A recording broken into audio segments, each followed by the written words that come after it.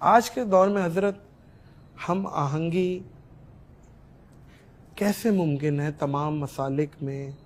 علمی اختلاف اپنی جگہ رکھ کے، لیکن ایک پیج پہ ایک دوسرے کو سمجھنا، ایک دوسرے کی بات سننا اور امن و امان کی صورت قائم رہنا کیسے ممکن ہے؟ دیکھیں نادر بھائی، دنیا میں ایک مذہب موجود ہے جس کو عیسائی مذہب کہا جاتا ہے۔ ٹھیک ہے، وہ ہمارے نبی کریم صلی اللہ علیہ وسلم کو نہیں مانتے۔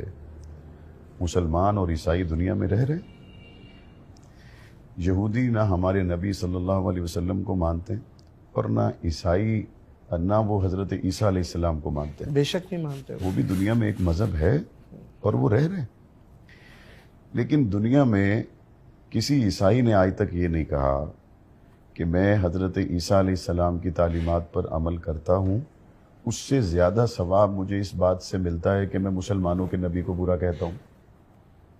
دنیا میں آج تک کسی یہودی نے یہ نہیں کہا کہ میں حضرت موسیٰ علیہ السلام کی تعلیمات پہ عمل کرتا ہوں، لیکن میں حضرت عیسیٰ اور حضرت محمد پیغمبر کو اگر برا بھلا کہوں معاذ اللہ تو میرے مذہب میں اس کا بہت بڑا ثواب ہے۔ نہیں کہا۔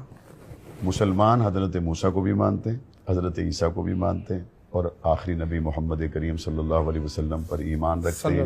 حضور خاتم الانبیاء ہیں، خاتم المعصومین ہیں، خاتم الرسل ہیں۔ بے شک حضور کے بعد جبرائیل علیہ السلام کسی انسان پر وحی لے کر نازل نہیں ہو سکتے۔ یہ امت مسلمہ کا مسلمہ متفقہ عقیدہ ہے، قطعی عقیدہ ہے۔ بے شک۔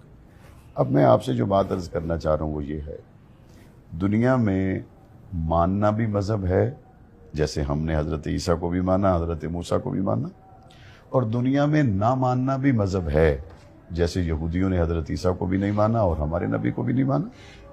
لیکن دنیا میں نہ ماننے والے کو گالی دینا کبھی بھی مذہب نہیں ہوتا۔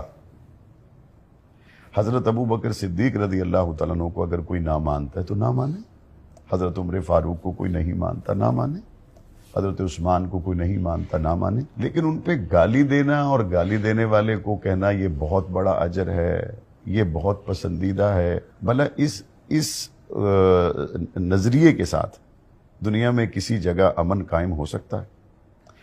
بہت صاف بات ہے، اہل سنت والجماعت کی جو مقدسات ہیں یہ امت کے مقدسات ہیں۔ سیدنا ابو بکر صدیق، سیدنا عمر فاروق، عثمان غنی، علی المرتضیٰ، حضرت امیر معاویہ، امہات المومنین۔ اگر کسی کا مذہب حضرت علی سے زیادہ محبت کرنا ہے تو اس سے کبھی بھی اختلاف نہیں ہوگا۔ واہ! اگر کسی کے مذہب میں حضرت فاطمہ سے اور زیادہ محبت کرنا ہے، اس سے کسی کو اختلاف نہیں ہوگا۔ ہمیشہ دل آزاری تب ہوگی جب کوئی آدمی حضرت علی سے، حضرت فاطمہ الزہرا رضی اللہ تعالیٰ عنہ سے اظہار محبت کرے اور حضرت ابو بکر صدیق رضی اللہ تعالیٰ عنہ پر معاذ اللہ لعنتیں کرے۔